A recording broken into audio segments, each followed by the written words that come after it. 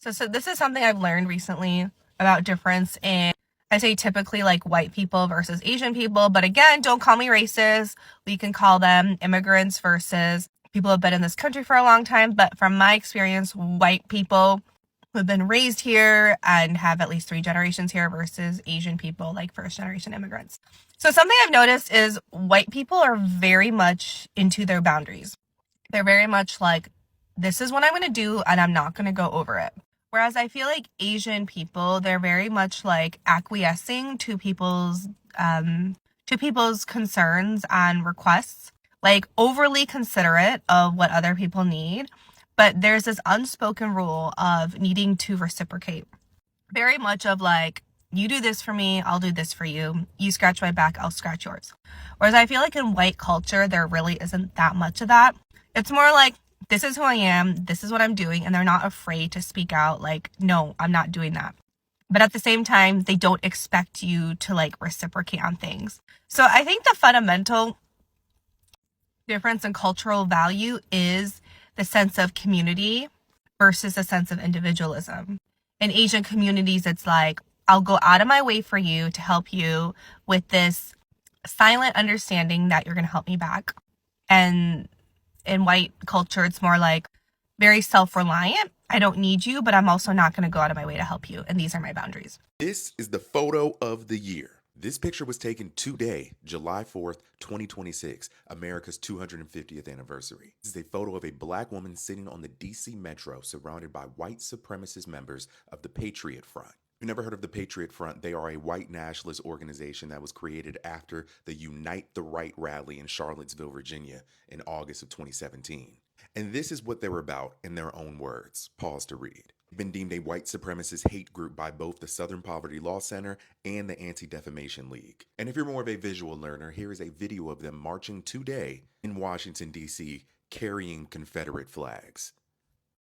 This picture is not only representative of what America really is, but it's representative of the black experience in America. A black woman surrounded on all sides by people who would hang her from a tree if they could. People whose identities are concealed because they're your policemen, your lawyers, your teachers, your doctors, and they'll get to go back to work on Monday.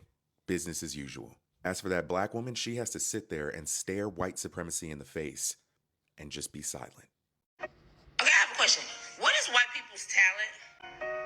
Like you know how black people are like, they say black people athletic. Like, what are white people good at? Like, if you take away money and the cultures that they've stolen from, like, what are they good at?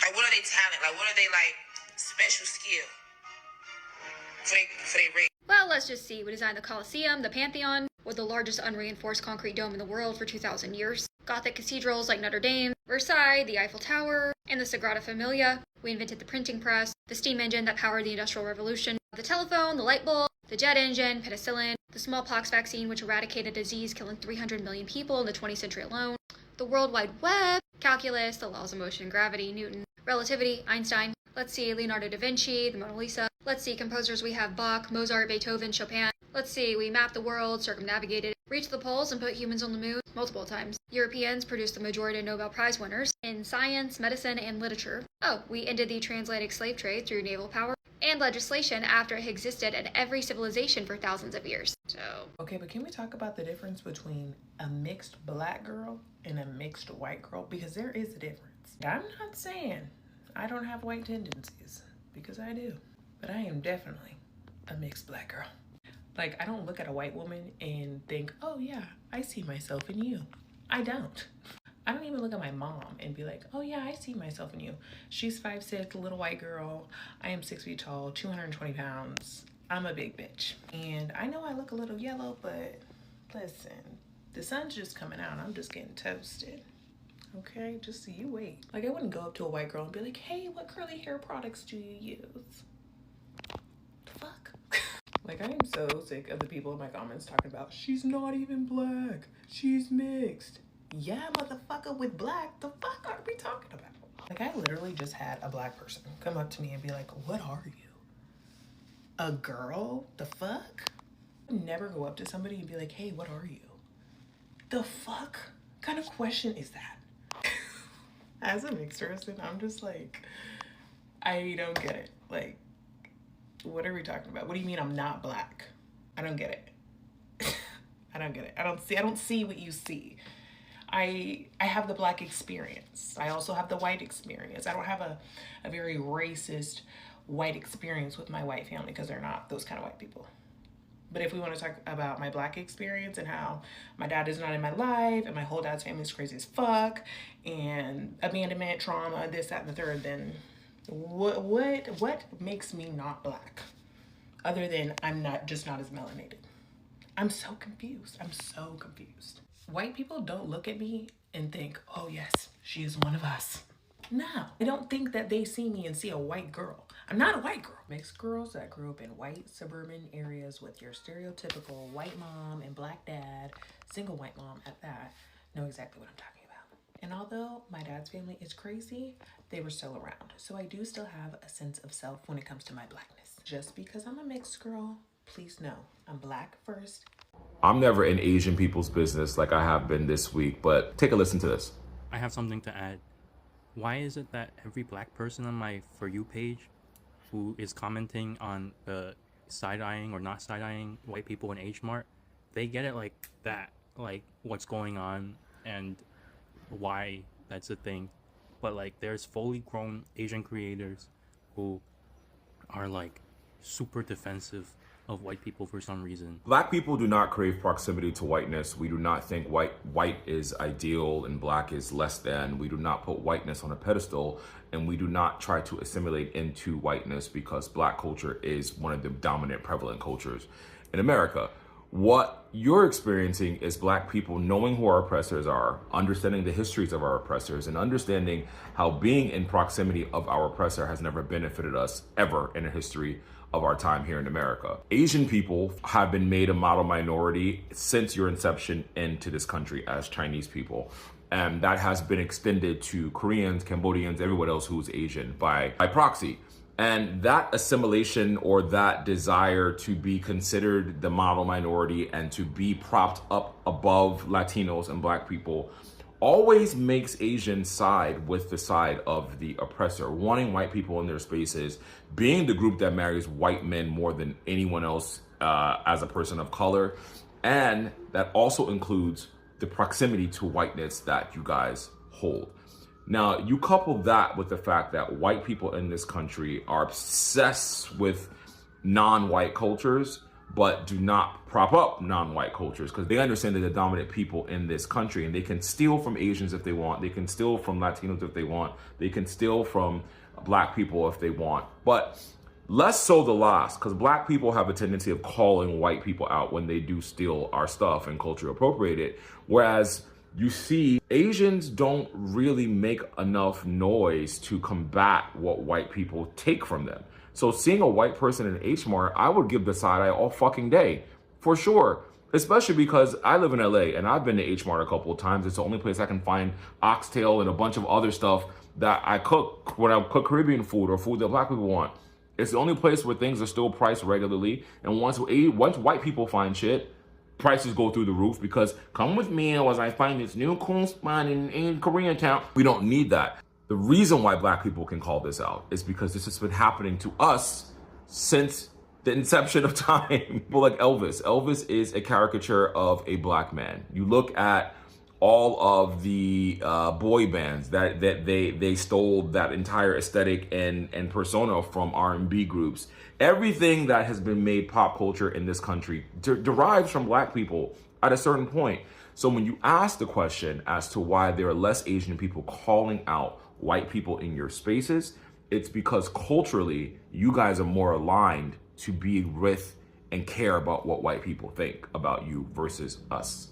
And if you want to look at any of the history of this country, which you guys should take a look at our history, but you're so busy trying to be above us instead of understanding that without understanding our history, you'll never truly understand your place in this country. But hey, this is a longer conversation, and I'm never in Asian people's business, but I've seen this thing pop up on my page several times this week. So let me get this straight. If a mixed person is black and Asian, we consider them both black and Asian. If a mixed person is black and Hispanic, we consider them both black and Hispanic. But if a mixed person is black and white, we only consider them black? Okay. The Asian community needs some serious self-reflection when it comes to racism. As you guys probably know, I moved to London 2 months ago.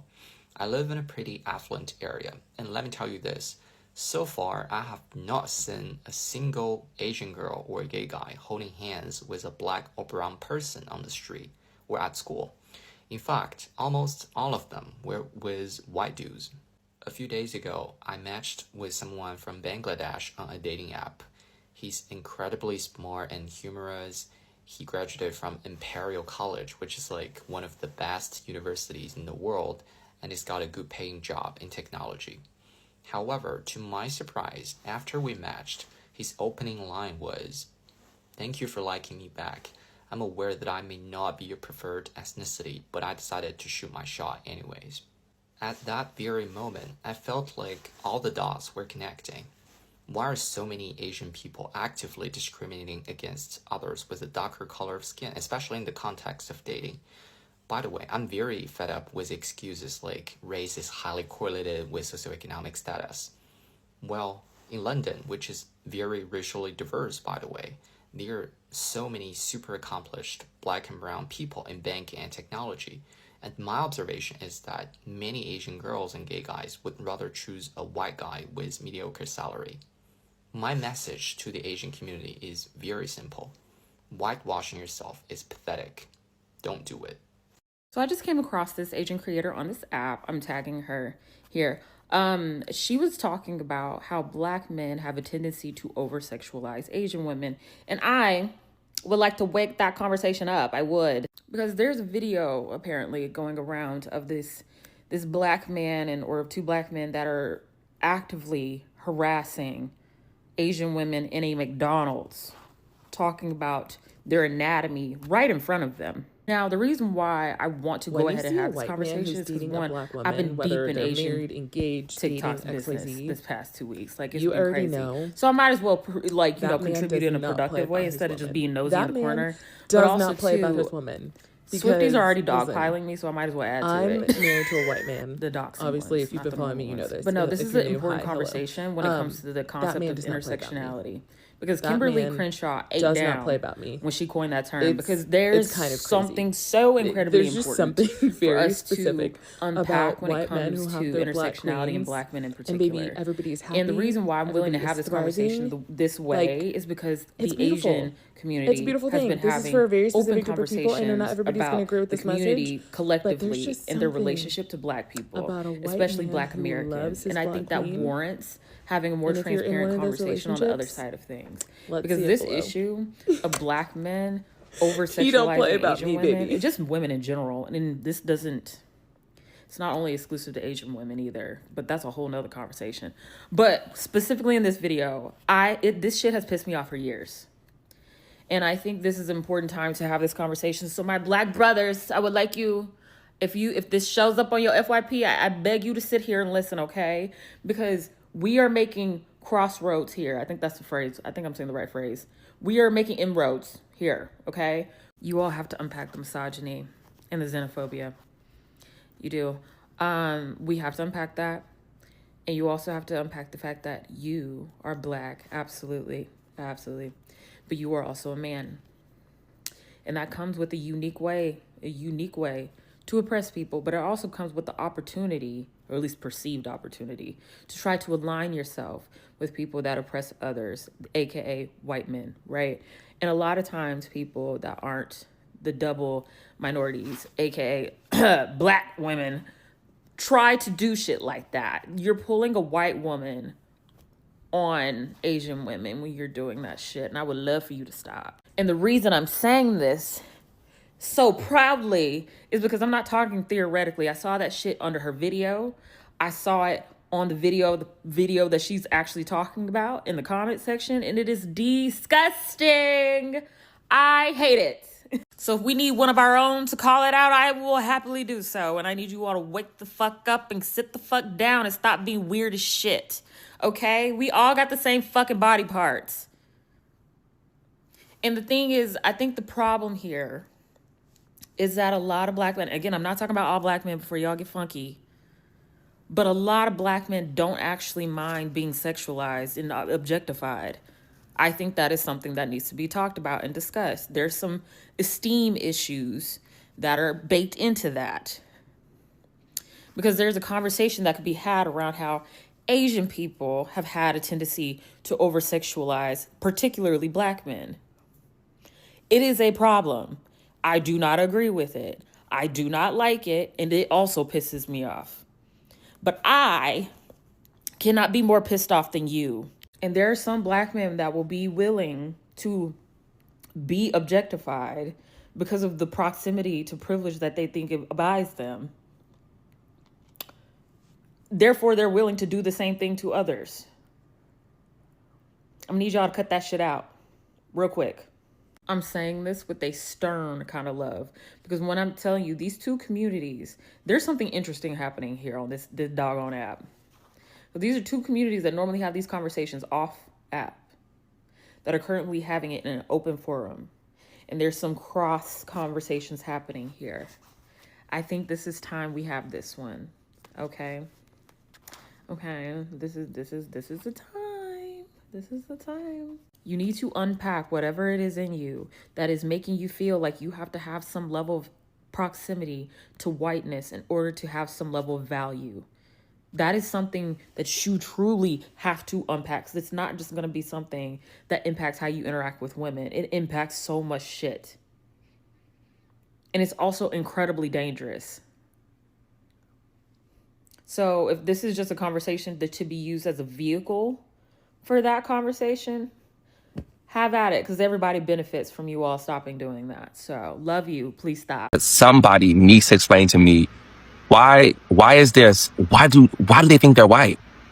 Okay, I wish I could stitch that video, but basically that person is asking, this person wants to know why so many Korean Americans try so hard to be white. Or in other words, why do so many Korean Americans try so desperately hard to be accepted by white people, and why do we think that we will benefit from white supremacy? And the answer is US imperialism. It's always US imperialism. Particularly migration pathways that were carved out by military occupation. So let me explain. When I was really young, my mom used to always tell me, oh, if you go to Korea, if you live in Korea, people there are gonna hate you. And I remember that confusing me so much as a kid, because why would they hate me without knowing me? And so I tried to, press her for an answer, and she would just say, oh, it's for no reason. They're just jealous that you get to live in the US. Flash forward, when I'm in school or college and I'm taking Asian American studies courses, classes in critical race studies, and I'm like, oh, I get it now. A lot of us already know the US is not this benevolent country that takes care of its citizens, let alone immigrants, indigenous people, even its own veterans. And abroad, the US terrorizes the global South through military occupation and other means, which includes Korea. You don't ever hear about or see people in Korea, Korean people in Korea, protesting US occupation, but it's there. And there's still this dream or hope of both Koreas one day reuniting or being reunified. Very generally speaking, more recent Korean immigration into the US, or maybe I should say from the 1970s onwards, these are people who have the means to. They have the money, the capital, the resources, the social connections, and maybe even more importantly, they want to. They want to come and live here. So are the people who resent the US for imposing themselves into the homeland, dividing the nation into two, and in the process separating families forever, are they going to want to uproot their lives to live in the country responsible for that pain and suffering and ultimately this loss of self-determination? Or are the people who sympathize with the US and view the country as this welcoming, benevolent nation, as the saviors almost for coming into the war, are they going to be the ones to want to move and live here? The people that immigrated are probably people who sympathized with US involvement in the war and who also subscribed to the idea of the American dream. And generally speaking, tended to be of the ruling class. And they get here, they either become disillusioned by it, the American dream, and start to question the ideas they've been told, or they hang on to it even tighter and blame other groups of people, other groups of marginalized people, for not being able to self-actualize this dream. This is just coming from my experience, observations, things that I've learned as a Korean American. who has family members on both ends of the political spectrum. But, and again, I'm simplifying things a lot, but I also think that this general idea or explanation could also be applied to other East Asian and Southeast Asian communities. And if this topic interests you at all in the slightest, I highly, highly, highly recommend reading Haunting the Korean Diaspora by Grace Cho. It's a small book, but kind of heavy because it gets into some really dark stuff. But yeah, that's my answer. Asian people in the US are so weird at liking white people more than their own people. Think of it like this. When COVID hit, remember all the anti-Asian rhetoric that was going around America? Now imagine that energy stretched over a lifetime. Growing up, I'd hear that Asian men are not attractive, we only know how to do math, we can't drive, we have the funny accents, the slanty eyes. It's really hard, given all of that, to grow up as an Asian man in America and be proud of who you are. Now imagine coming home and the people in your house are Asian parents who don't express their emotions, who lay hands on you, who don't ever apologize, who make you feel less than for not wanting to be a doctor or engineer. Mine also called me stupid. Oh, you'll never get into this school, you'll never do this. Look at my friend's son and what he's doing. And so when both your indoor and outdoor environments make you question your self-worth, of course you're going to try and be someone else. I think that's human nature. And in America, what group do you look towards? White people. They are the heroes in all the movies, they're on all the magazines. It is very easy to put them on a pedestal, which I did, admittedly. And my story isn't unique. Now, these days, I am proud of who I am, and my heritage, and my facial structure. But it took a long time and a lot of personal growth and a lot of help from cultural phenomena like K-pop. There is so much more to say about this topic, like, for example, how a lot of Asian Americans don't feel connected to their extended families because they're not Asian enough, or how I in college saw up close white people with their close families and how that impacted me. But I want to keep it short. I hope this helps you and other Asians who didn't grow up in America understand us better. The Black community was right, and they've always been right. And if we could push aside, we, the Latino community, we could push aside our racism, our colorism, we wouldn't be here. We wouldn't be here because they have been warning us about what's going on, and your empathy was not there for the Black community. It wasn't. So now that it's happening to us, now you get it. Now you see where they're coming from. Now you see the similarities. And I really hope that there comes a time where my people truly wake up, because the Black community is fucking strong. They're smart. They have learned their history. And they try to tell us, they try to teach us. Black women have tried to tell us, 92%ers tried to fucking tell us. Granted, I listened, my ears were open, but a lot of my Latino community was like, okay. And I truly hope that, yes, it sucks that we are here and that things are so ugly, but I hope that we are learning and we're growing, and it's okay to be wrong and to admit it and to try to do better next time. Next time we vote, next time something happens to somebody who is part of the Black community, because now we know what the fuck it feels like. I just watched a video where this lady was talking about how the Asian gene is like the strongest gene. Let me tell you something. Before I opened up that comment section, I already knew one thing is for sure. A Blasian ain't gonna never, and I mean never, give up the opportunity to let you know that they Blasian and that they mixed. There is no prouder mix that exists than Blasians. None. Nobody even coming up next. Like, they number one and they ain't even no number two spot up next. A Blasian cannot wait for the opportunity to tell you that they mixed. It's gonna be in a screen name. They gonna bring it up unsolicited. It's always gonna be a topic of conversation. They never gonna let you not know that they Blasian. It's not gonna happen. It's not gonna happen. Like, when I open up the comment section, undefeated. You got the Blasians, the Wasians. I even seen a Lasian. I didn't even know about the Lasians. You could literally ask a Blasian what's their favorite food, and they're gonna be like, oh, well, you know, I like pho. Well, you know, I like ramen because I'm Blasian. Okay. Like, who asked you that? Who asked you about that? And don't try them now, because they'll pull out the pictures real quick and show you who it was in the family that was Asian.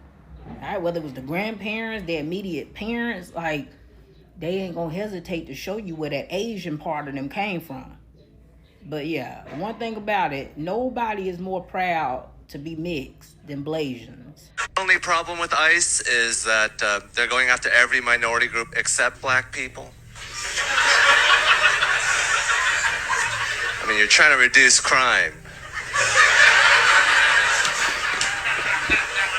You can just give them more room to breathe. And this is exactly why black people stepped away from this fight, because at the end of the day, you can say that these are dark humor jokes all you want, but the truth is, every joke has a bit of the truth in it. And the fact that he said they're not going after black people shows us not exactly that they're not going after black people, but he wants them to harm black people. He wants them to solely focus on black people. The problem with this administration is that even though black people blatantly said that they will go after all of you guys if you guys vote for this, right? People didn't believe it because black people have been the sole target for so many years, and they were absolutely ecstatic for black people to get something negative from this administration, not realizing that their oppression is tied into ours. So the truth is that even when people don't support ICE, right, their support solely comes from their group of people being hurt, not the fact that it's hurting everybody else. They would be perfectly fine if black people were the sole targets. So many people would be perfectly fine if black Americans were the sole target of ICE assaults and violence. The Asian community is literally so anti-black, and it literally fucking pisses me off. Like, we are literally so uneducated, uninformed, just misinformed, everything about the black community, and it pisses me off. And like, it just boggles my mind how a lot of Asians see black people as beneath them. I shit you not, I literally saw someone on my story and I literally was so gagged. Like, I was like, are you serious right now? And I sent him a message, ask him if he's being serious about this.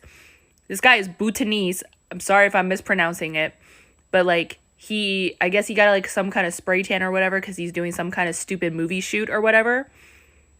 Roy posts on his story and says, because his skin is like 10 shades darker or something, he said, "Can I say the N-word now?" with a ninja emoji next to it. I slid up so fucking quick and I asked this man, are you fucking serious right now? And guess what? That man left me on red. Need I say again that he is not black? He is Bhutanese from Bhutan or whatever the fuck you pronounce it. I'm sorry if I'm mispronouncing it. Quite honestly, like, the Asian community is literally so underhandedly racist to the black community, and it just, like, not to mention the black community is one of the most supportive of marginalized groups that has ever, like, uplifted the Asian community and actually put effort into supporting us. I'm probably gonna piss a lot of Asians off for saying that, but it's literally the truth, and I fucking see it for what it is. I've seen a few comments like this with, Asians and black people fighting in my comment section.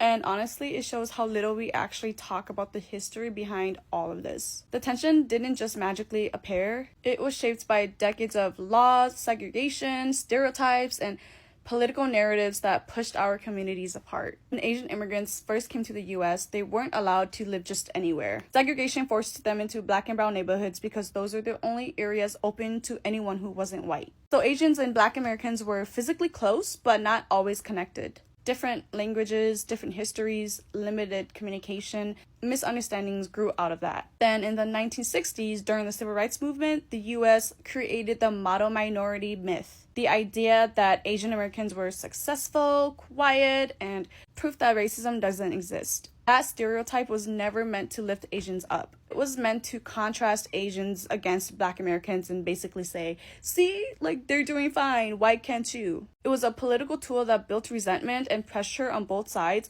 even though neither community created that narrative. At the same time, anti-Blackness already existed in some Asian cultures because of colonialism, colorism, and Western media influence. And for some Black Americans, their only interactions with Asians were through local businesses, corner stores, nail salons, restaurants, situations that were transactional, not relational. That created frustration and stereotypes on both sides. But here's the thing. In both communities, it's only a small handful of people who are actually hateful or racist. A few loud, ignorant individuals do not represent millions of us. We can't let the worst examples define entire communities. Then COVID hit, and all of this got amplified again. Anti-Asian hate skyrocketed. Elderly Asians were attacked, harassed, and blamed for the virus, all because of fear and political scapegoating. Some of the viral videos showed attackers who were Black, and suddenly that tiny number of incidents turned into a whole narrative online like Black people hate Asians, which was inaccurate and unfair. What people forget is that Black activists and Black organizations publicly stood with Asian communities during that time. People protested for us. They protected Asian elders. They spoke out against the hate.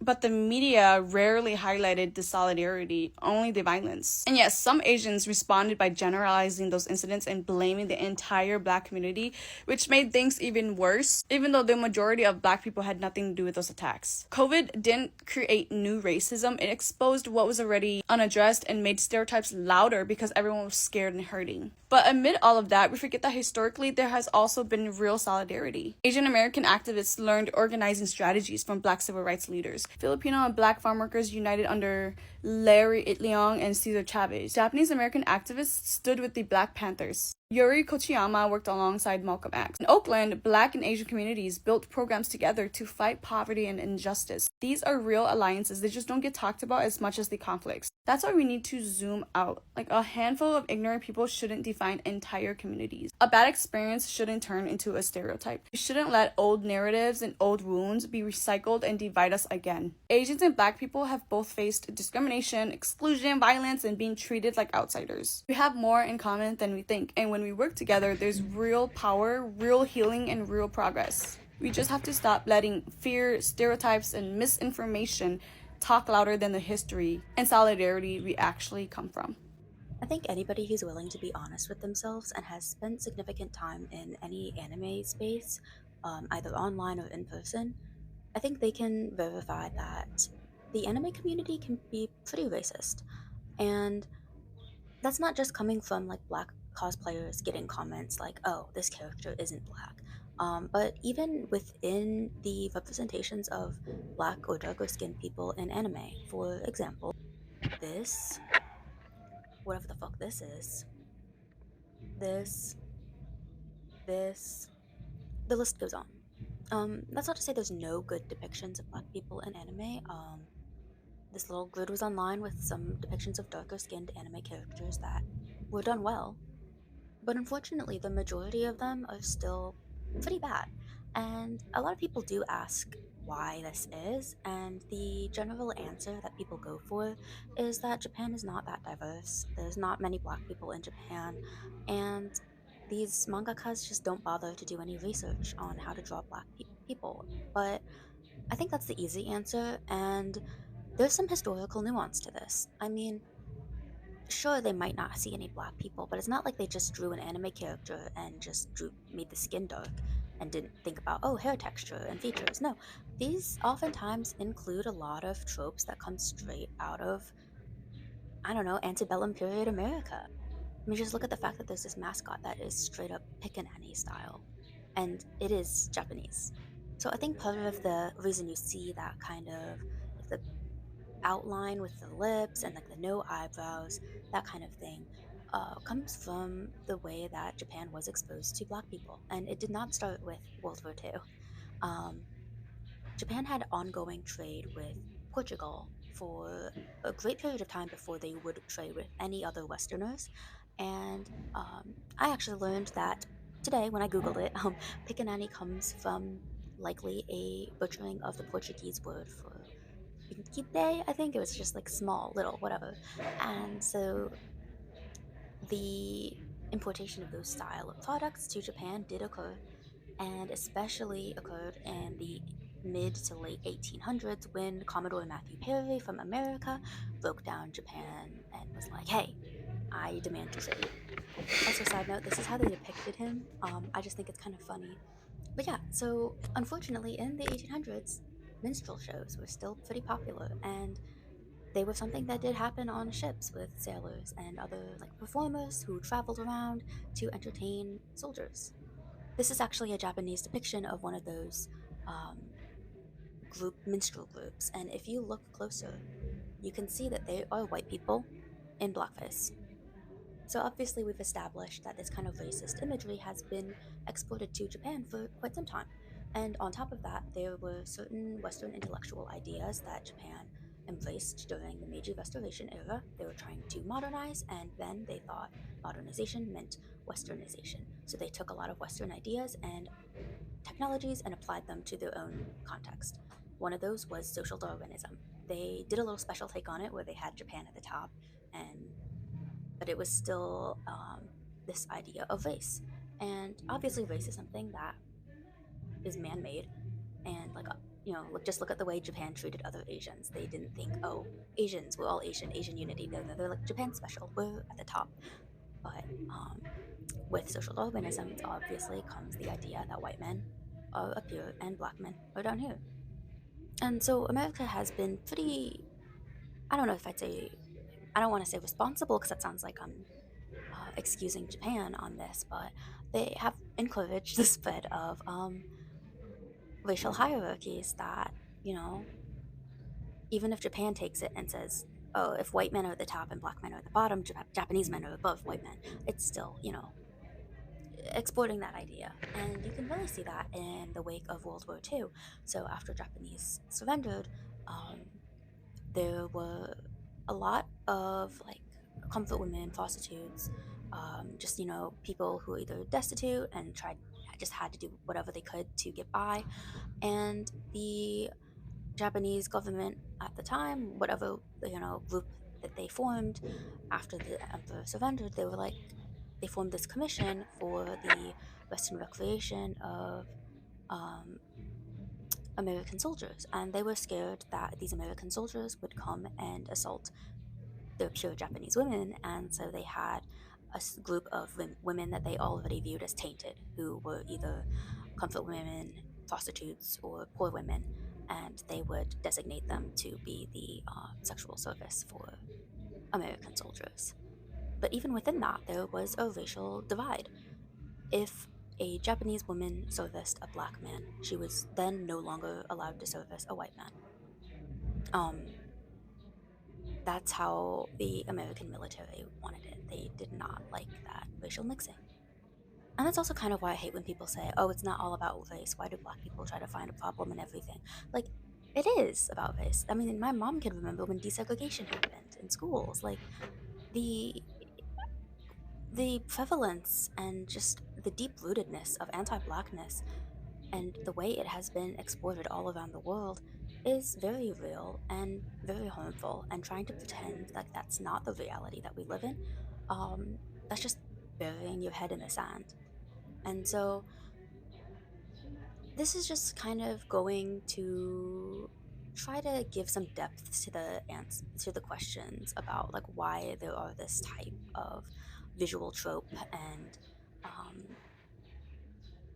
racist depictions in Japanese media. And I think that this kind of framework can be applied to a lot of different Asian countries who, frankly, are oftentimes don't deal with very many